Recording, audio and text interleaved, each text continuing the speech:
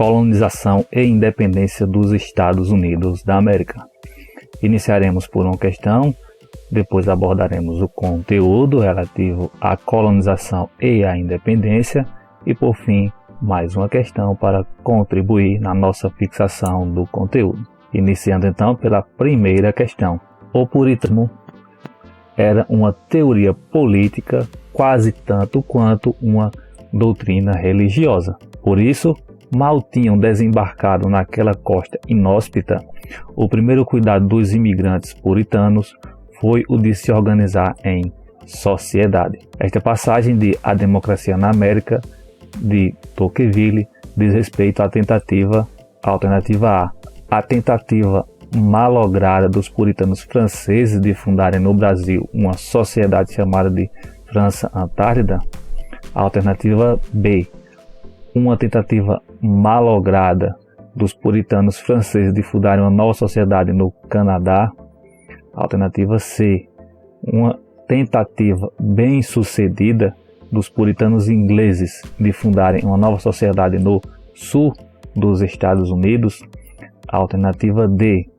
Uma tentativa bem-sucedida dos puritanos ingleses de fundarem uma nova sociedade no norte dos Estados Unidos, na chamada Nova Inglaterra. Ou alternativa E.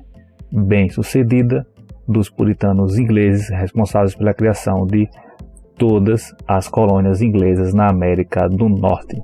A alternativa correta, letra D. Bem-sucedida dos puritanos ingleses, ou seja, um grupo religioso da vertente protestante do calvinismo, de fundarem uma nova sociedade no norte dos Estados Unidos, na chamada Nova Inglaterra. A alternativa E está incorreta, pois não foram todas as colônias inglesas na América com essa característica, não foram as colônias do sul dos Estados Unidos que tiveram outra característica, não foram os franceses no Canadá e não foram os franceses no Brasil, na chamada França Antártida, que ocorreu no ano de 1555 na Baía de Guanabara, no Rio de Janeiro. Portanto, a alternativa D. Vamos agora abordar as características deste período, dessas circunstâncias. As primeiras tentativas de colonizar a América do Norte ocorreram no século XVI, mais para o final do século XVI. Então, esse século inicial, ele tem pouco movimento para colonizar a América do Norte. Foi somente no século XVII que a colonização na América do Norte, foi efetivamente estabelecida. E quais os personagens que estabeleceram esta colonização? Os imigrantes, em sua maioria, que estavam fugindo das guerras e da fome no território inglês. E como se deu a efetivação dessa colonização? Essa colonização ela pode ser dividida em 3 núcleos principais. Um ao norte, outro ao centro e outro ao sul. Cada um com suas características. O norte e o centro têm semelhanças mais em comum, e já o sul diferiu bastante das características do centro e do norte. Aquelas comunidades que compuseram as colônias do norte, em sua maioria, eram compostas por puritanos, exatamente aqueles personagens citados na referência, ou seja, religiosos ingleses que fugiam dos conflitos na Inglaterra. O primeiro grupo era denominado de peregrinos, são os chamados pais peregrinos, e fizeram um acordo quando estavam no navio Mayflower, que ficou conhecido como Pacto de Mayflower. Ou seja, esses ingleses extremamente vinculados à religião protestante, em especial a calvinista inglês, eles se estabelecerão no norte da chamada Nova Inglaterra. As colônias que estavam ao centro, elas tinham características semelhantes com a do norte e predominavam as pequenas propriedades rurais, o trabalho agrícola e a manufatura. Então, apesar de ter estes 3 núcleos principais, Em síntese, também poderíamos afirmar que seriam as colônias do norte e do sul, conforme as suas características mais próximas. E as colônias que se formaram no sul, elas tiveram início com a fundação de Jamestown, na Virgínia. E diferente do norte e do centro, elas eram compostas por grandes propriedades monocultoras. Ao norte e ao centro, mais voltada para pequenas propriedades, e o sul para grandes propriedades monoculturas, que produziam principalmente tabaco, algodão e cana-de-açúcar. E outra característica fundamental das colônias do sul era a predominância da mão de obra escrava oriunda do continente africano. Nestas colônias do norte havia mais uma espécie de servidão branca, em que muitos colonos se deslocavam para a América e trabalhavam por determinados anos para pagar a dívida de seu deslocamento entre a Inglaterra e a Nova Inglaterra. Juntas, essas colônias formaram as denominadas 13 colônias, que irão culminar na independência delas. O que de comum tinha em todo esse território era que ele era ocupado por grupos indígenas, ou seja, o estabelecimento desses colonos vai gerar um conflito com os grupos que já estavam naquele território, que eram os grupos indígenas, e eles vão gradualmente sendo expulsos para o interior do país e irão, portanto, sofrer bastante com esse processo de colonização, seja por guerra ou seja pela disseminação de doenças oriundas da Europa, que era trazida por esses colonos. Foi assim, portanto, que se constituiu o processo de colonização da América do Norte, ou do que atualmente é os Estados Unidos da América, a partir desses 3 principais núcleos que constituíram as 13 colônias. Vamos agora observar como decorreu o seu processo de independência. As 13 colônias, a partir do século XVIII, lembrando que pouca colonização no século XVI, efetivação no século XVII, e a partir do século XVIII, estas colônias foram perdendo sua autonomia que detinha até então, com as medidas que a coroa inglesa adotava para restringir as ações dos colonos.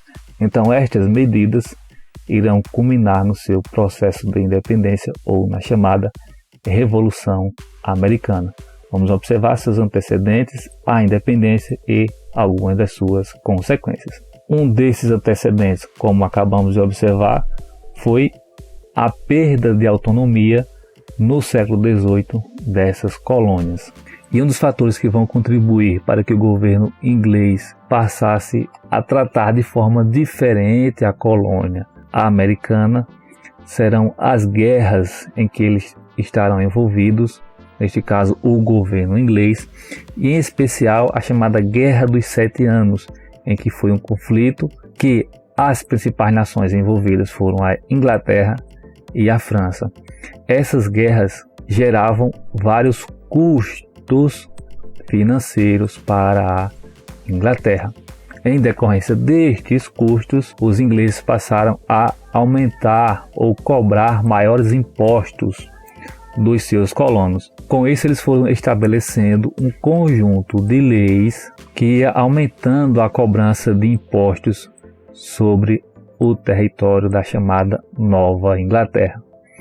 A exemplo da Lei do Açúcar, que era o imposto sobre açúcar, Lei da Moeda, Lei do Selo, Lei do Chá e as chamadas Leis Intoleráveis, em decorrência das atitudes dos colonos frente a essas leis para resistir às suas implementações. E um desses movimentos, os colonos protestaram e foram executados pelos ingleses na cidade de Boston. Essa execução desses manifestantes ficou conhecida como Massacre de Boston. Outro fator que vai influenciar o movimento de independência norte-americano serão os ideais iluministas. Vistos os antecedentes, vamos observar como se deu este processo. A insatisfação dos colonos com aquelas medidas fez com que eles convocassem uma assembleia no ano de 1754 para que realizassem ações contra as medidas adotadas pelo governo inglês. E o nome desta assembleia foi denominado de Primeiro Congresso Continental. Como o governo inglês continuava agindo de forma violenta com os colonos, eles convocaram um segundo Congresso Continental no ano de 1775. Neste segundo congresso, eles decidiram também pegarem armas para enfrentar o governo inglês. Eles passam, portanto, a resistir de forma armada. Em meio a esse conflito dos colonos com a sua metrópole, no dia 4 de julho de 1776, eles promulgam a Declaração de Independência das 13 colônias, decretando então que a partir daquele momento as colônias não pertenciam mais ao governo inglês e eram sim independentes. E quais as consequências deste ato dos colonos norte-americanos? O governo inglês não aceitou a independência dos norte-americanos e esse conflito durou 6 anos, encerrando-se somente no ano de 1783, quando finalmente a Inglaterra reconhece a independência da sua colônia. Os territórios conquistados pelos ingleses durante a Guerra dos 7 Anos, tema que já tratamos anteriormente, foram devolvidas à Espanha e à França. Estes países ajudaram os colonos durante a independência, ou seja, Espanha e França contribuíram com os americanos na Revolução Americana ou no seu processo de independência. Após esse conflito, territórios que passaram a pertencer aos ingleses após a Guerra dos 7 Anos foram devolvidos à Espanha e à França. Em 1787 foi promulgada a Constituição, definindo a forma de governo republicano, com o Estado dividido em 3 poderes: executivo, legislativo e judiciário. No ano de 1789 foram acrescidas emendas denominadas de Estatuto dos Direitos, que garantia liberdade de expressão, liberdade de culto, liberdade de imprensa, entre outros direitos garantidos nesta emenda. Porém, um fator contraditório deste novo Estado que nasce a partir de então se refere aos indígenas e aos escravos africanos. Estes não foram contemplados com a promulgação desta Constituição. Vamos a mais uma questão para nos ajudar na fixação do conteúdo. Todos os homens são criados iguais, dotados pelo Criador de certos direitos inalienáveis, entre os quais figuram a vida, a liberdade e a busca da felicidade. Para assegurar esses direitos, entre os homens instituem governos, que derivam seus justos poderes do consentimento dos governados.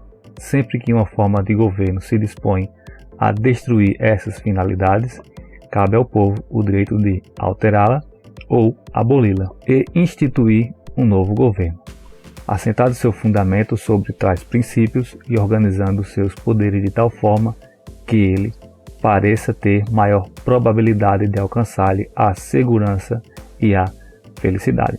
Declaração de Independência dos Estados Unidos. O documento expõe o vínculo da luta pela independência das 13 colônias com os princípios, ou seja, quais foram os princípios que estão vinculados à luta pela independência das 13 colônias. Alternativa A, princípios liberais que defendem a necessidade de impor regras rígidas e de protecionismo fiscal. Alternativa B, princípios mercantilistas que determinam os interesses de expansão do comércio externo. Alternativa C, princípios iluministas que enfatizam os direitos de cidadania e de rebelião contra os governos tirânicos. A alternativa D, princípios luteranos que obrigam as mulheres e os homens a lutar pela própria salvação. A alternativa E, católicos que justificam a ação humana apenas em função da vontade do direito divinos. A alternativa correta C, o documento expõe o vínculo da luta pela independência das 13 colônias com os princípios iluministas que enfatizam os direitos de cidadania e de rebelião contra os governos tirânicos. Chegamos assim ao final da nossa aula. O slide estará no link na descrição.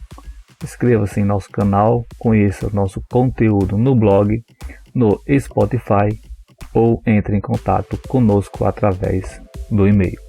Bons estudos e até a próxima!